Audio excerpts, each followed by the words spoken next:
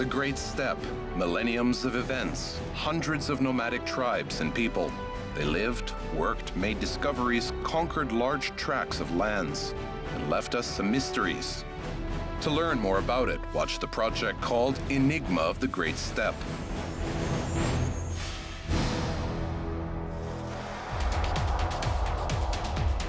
In today's program, the Kazakh Babylon, ancient system of dwelling heating, the fire that destroyed the city. This medieval city, mentioned by Joly de Rubruck, has for decades been stirring the minds of archaeologists and historians. Alexander Bernstein proposed to look for it in the valley of the river Koksu, and Vasily Bartold near Kapala. Our scientists, led by Karl Bypakov, were able to establish the exact location of the mysterious Kayalik. But to this day, the place holds a lot of secrets, and we know very little about the so-called Kazakh Babylon. Who founded the future capital of the Karluk Khanate? What does this place name mean? And whose students, according to legend, settled in Kayalik?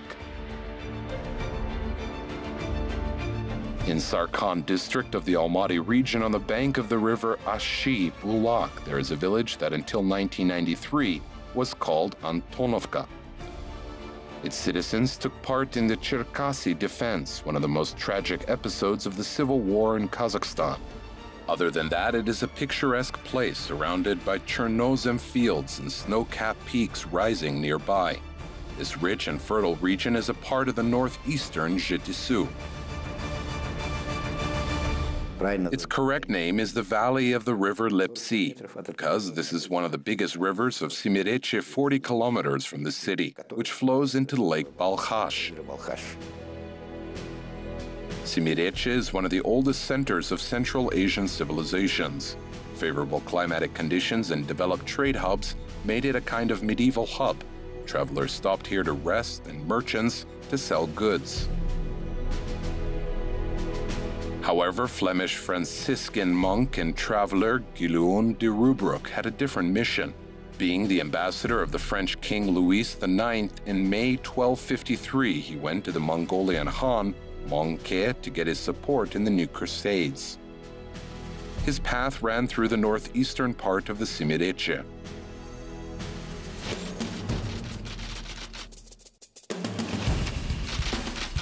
There we found a big city called Kayalik with a big bazaar visited by many merchants. We rested there for 12 days, waiting for one secretary, Batu, who was to be the companion for our guide in the organization of affairs with Mongke Khan. The study of the northeastern cities of Simireche was one of the themes of Karl Moldakhmetovich Bypakov's research in his postgraduate years. At that time, the view that Kazakhstan was a country of nomads was still prevalent, and according to the majority, the urban culture of our ancestors was at a very primitive, provincial level of development. And here I was to get acquainted with this provincial culture, but when I began to study, it turned out that culture is not provincial, it is special. It is a special region with its developed urban culture, its own specifics, with its tradeways, with its elite cities, which began to open more and more for us as a very surprising phenomenon in the territory of Jitisu. And now I wanted to find the city of Kayalik, which apparently was somewhere in Jitisu, and to determine what kind of city it was, its role and meaning. And after some time, it became clear, and I could prove that Kayalik was in the place of Antonovka settlement. Even by the remnants of fortress walls, which once reached several meters in height, one can judge the scale of the city that has a rare, irregular, quadrangular shape. This is the largest hill fort within the walls. It is 1,200 by 850 meters. That is, it is bigger than late medieval Sauron, walls of which are well known and preserved. It is not entirely clear which settlement existed there before, but in the 8th and 9th centuries, the center of the Karluk rulers was transferred to Kayalik. They were called Jabgu, and at that time they were part of the Karaghanid state. Karluks played a big role in 751 in the famous Talas battle. They were on the side of the Arabs fighting against the Chinese. They won. It, of course, had great historical significance. After that, not one of the Chinese soldiers stepped on the Kazakh lands. The meaning of the place name Kayalik is very interesting. To date, there are several versions. The most common of them decrypts the name as Koylik, translated as mutton place. This is explained by the fact that in local bazaars, colorfully described by rubric, it was possible to sell livestock in abundance. There is a second point of view about the origin of the place name, that it comes from the word Kaya, which was the name of a tribe. It was a part of the Kipchak tribe, and before that, Kimak tribe. They were also called the tribe of snakes. There were Polovtsians. In Russia, the Kipchak people were called Polovtsians, called Kaipich. You can hear the root Kaya, the word snake. That was the exact tribe that passed from Mongolia to the west, the southern Russian steppes, and on the way, the tribe founded the city of Kayalik.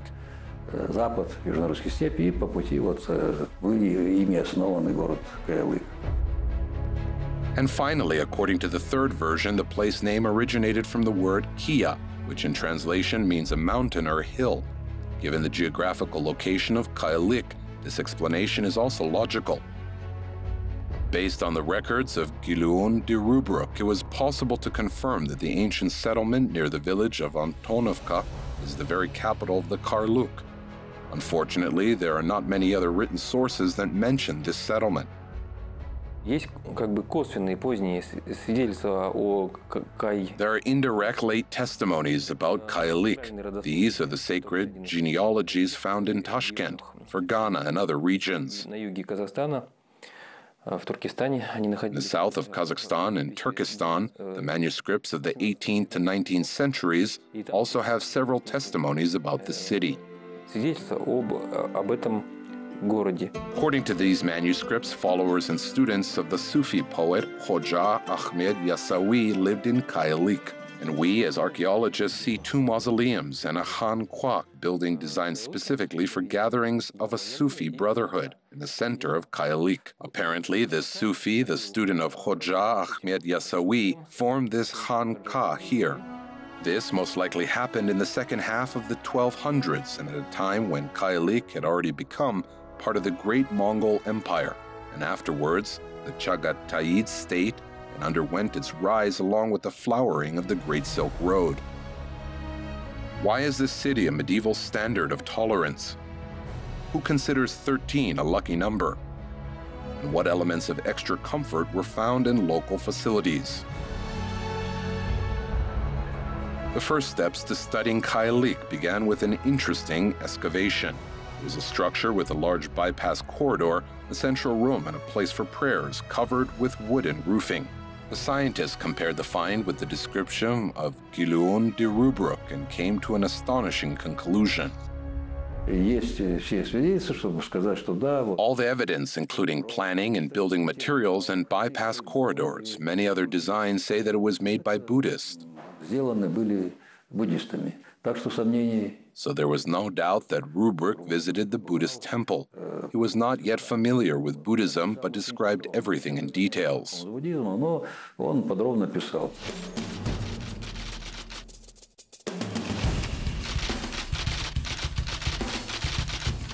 Similarly, all the priests entirely shave their heads and beards. They dress in yellow.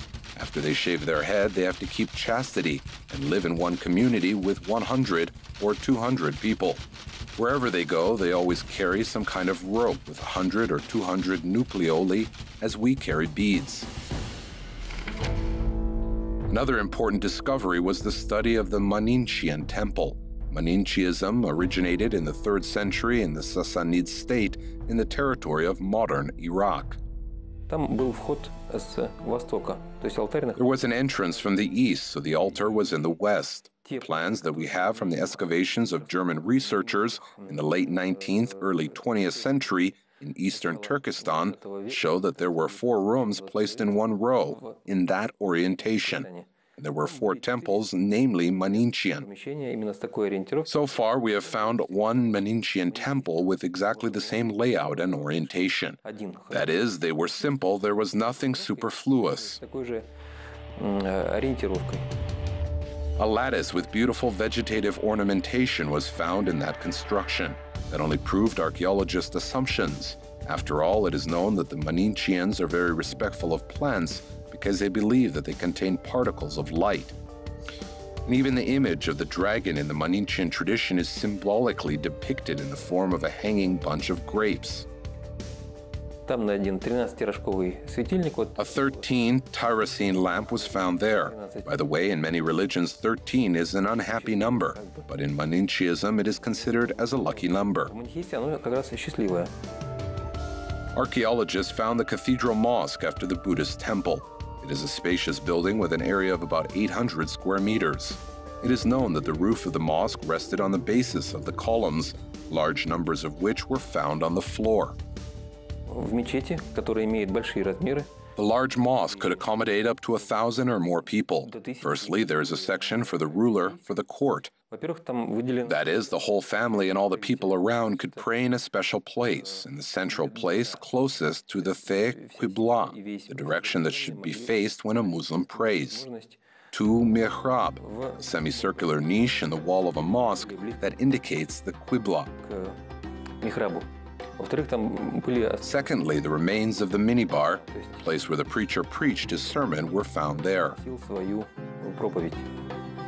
Archaeologists also found there burnt wooden tablets with inscriptions in Arabic and chirages, oval-shaped lamps pointed at one end in which, according to Oriental folklore, the fairy jinns dwell. But the next know-how would surprise even the sophisticated resident of the modern metropolis.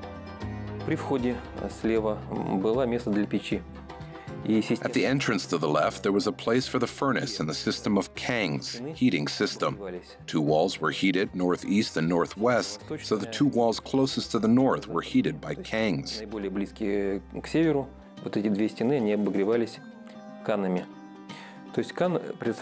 Kang is an air duct laid in the wall under the plaster, but at a minimum possible shallow depth, so as not to collapse. And the hot air from the furnace runs through the system. As the air tends to exit to the top on the way, it bypasses all these kangs and goes outside. This system is long known in southern Kazakhstan, in other regions of the East, the Middle East, and China.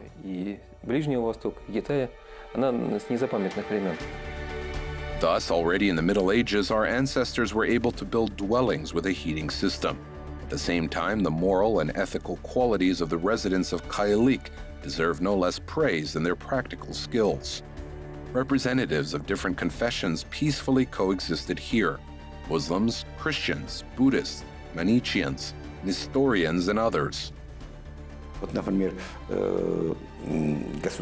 For example, the main religion of the Turk peoples is not Islam, it is Tengriism. And for those who don't know, people who follow Tengriism do not build temples. And does this mean Tengriism followers did not live there? Of course, no, they also live there, so here we cannot say in general. Look at the connection of generations. Why does our president call our people tolerant? This is not only our main trump card, it has genetical roots. It is in our blood, and we do not deny any religion. At that ancient time, except Christians, Buddhists, Muslims, there were even representatives of Zoroastrian religion in Kayalik.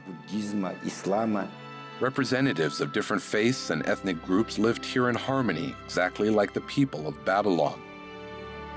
However, Kayalik, as well as the mythical city in Mesopotamia, ceased to exist. What caused its collapse? Why has it never revived its former power? And what other secrets are hidden in the ruins of the Karluk capital? According to the principles of construction, Kayalik does not differ from most of the medieval monuments of Kazakhstan. This is a 3-part urban structure. We see that the citadel is preserved in the center. The citadel most likely refers to the pre-Mongolian time, because in the Mongolian time the walls were not erected. The entire Mongol Empire was safe. For both the common person and for the trade and missionary caravans and so on. Within the citadel's territory, there are the most important buildings, the homes of rulers and rich people, as well as prayer houses and temple structures. Here, not far from the mosque, the so-called manor of a rich man was found. Very expensive things were found there. Firstly, citadel itself was a multi-room, essentially a palace building with a courtyard. This building was heated by a system of kangs. These were gutters laid under the floor, covered with stone, and they were connected to a large stove. And hot air was flowing along these gutters. If you have ever visited our Arasan and familiar with Oriental baths, you know that the floor in the bath is heated. So in this house, the heating came from the floor. Heated floors, which are now considered as a technological breakthrough, were available to our ancestors a century ago. Not to mention the decor of the manor of a rich man, the kind of decor we can find only in museums. This is Chinese ceramics, Chinese porcelain. These are Iranian chandeliers, painted jars from the porcelain-type material with gold Arabic inscriptions. During the meal, the people who lived in the manor used exclusively silver cutlery. Archaeologists found a knife and a fork. This was the life in the most sheltered part of the city, but outside the manor. The life was also very hectic. And they were surrounded by Sharistan. This is the main population of the city. Most citizens, masters, lived in Sharistan. It is also called Rabat or rural district. In cities with long walls, like Kayalik people lived both in and out of the city. People who lived outside provided the city with food and other things. And there are city squares that we have not yet discovered. There was huge bazaars in the central parts of the squares, and there were bazaars outside the city. The name Silk Bazaar does not mean that only silk was sold there. There were all kinds of goods. The Turks also sold because the Turks were masters in the production of iron products, ceramic products, and fur products. Archaeologists have indeed discovered here a collection of fragments of glass. Basically, these were products from finely bubbly and opaque raw materials, but the range of their functional purpose is quite wide. Scientists came to the conclusion that in Kayalik, most likely there was the city's own glass production. All over the world, glass is associated with Venice. What century it is? It is the 14th century, and in the 9th century, our ancestors had already figured several kinds of glass. Glass blowers were the best, better than in China. We need to know that Kayalik glass blowers were high-quality masters. If we look at the works, there were extremely beautiful lamps, glassware, not ordinary glass, but also decanters, glasses made of window glass. So the windows were also made of glass. Similar situation can be observed in the cast iron foundry and ceramic production. The fact that Kayalik had its own mint is another proof of the city's economic success. Silver and copper coins were minted in the city. Now their samples are stored in the State Hermitage Museum. Thus, according to many factors, the urban culture of Kayalik was not inferior in its development to other well-known civilizations. And in Kayalik, the whole city was provided with water supply. The whole city. Can you imagine? Not only separate rooms, but the whole city had running water. This city was firstly trading, ideological and cultural. It is not only a city, it is a civilized city. Our ancestors also had a civilization. We speak about the Chinese civilization, Iranian civilization, the civilization of Egypt. But we also had a civilization. Our ancestors are part of the civilization of the Great Steppe. Why did such a successful and popular city suddenly cease to exist? Scientists explain this by a combination of causes. Contrary to the prevailing trend, this has nothing to do with the decline of the Great Silk Road. According to one of the versions, it was destroyed by internal strife in the fight for power. After Mongolian times, I would say an era of trouble, internecine strife, when the cities fought with each other. Some states began to fight with each other and it became dangerous.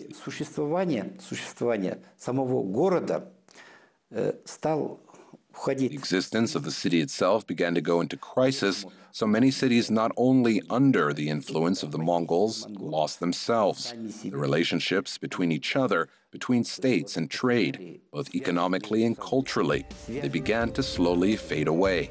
In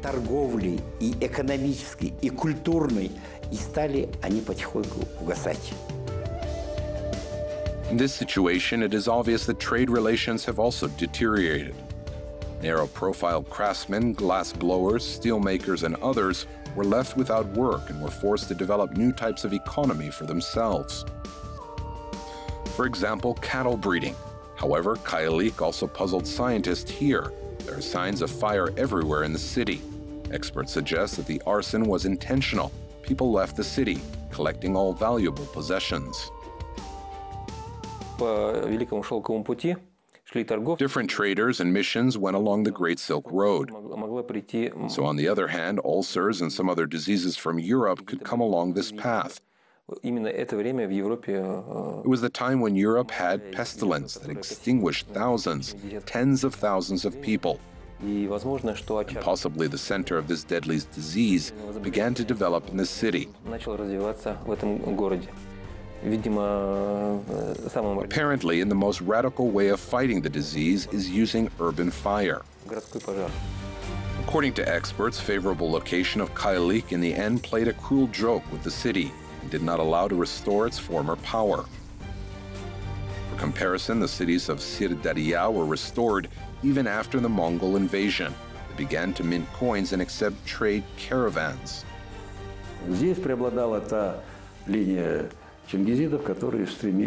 Here there were predominantly Chingizids who tried not to plunder cities, not to plunder inhabitants, not to destroy cities, which meant that all military conflicts were carried out outside the city borders. But in Zhitisu, northeastern Simireche, the situation was opposite. And since it was fairly distant from the big cities, people from Simireche, that is Taraz and Balasagun, moved to Middle Asia and to the south of Kazakhstan. This fact is also known.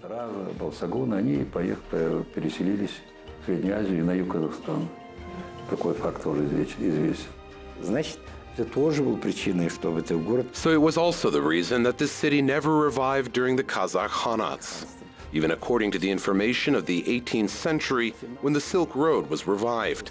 For example, goods from China went to Kazakhstan, further to Middle Asia. There were trades with Russia, but no sources indicating Kyalik were found. Kyalik ceased to exist somewhere in the late 13th, early 14th century. Only bare walls of buildings and scattered fragments of the scabbard were left in the place of the bustling bazaars and houses of the rich. However, this will be more than enough for archaeologists' long research.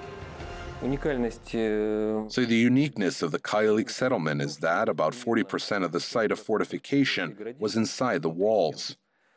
It was outside the now modern settlement.